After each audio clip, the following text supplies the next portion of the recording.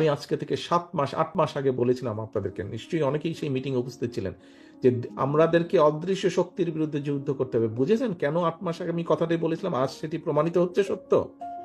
কাজে সেই অদৃশ্য অনেক শক্তি কিন্তু, অদৃশ্য অনেক শত্রু বা প্রতিপক্ষ কিন্তু আজ আস্তে আস্তে দৃশ্যমান হচ্ছে।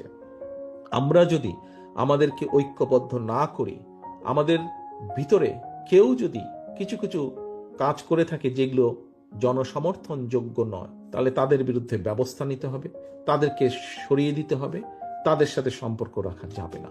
আমরা যদি এই কাজগুলো না করি, আমরা যদি নিজেরা ঐক্যবদ্ধ না হই, তাহলে আমাদের 31 দফা বাস্তবায়ন করতে হয় পারবো না। যদি 31 দফা বাস্তবায়ন না করি, তাহলে আপনার যে গত 15 বছর ধরেন, 15 বছরকেই যদি আমরা ধরি, 15 বছরের যে আপনার ত্যাগ, 15 বছর যে আপনার উপরে অত্যাচার, নির্যাতন, যে কষ্ট, সকল কিছু বৃথা হয়ে যাবে।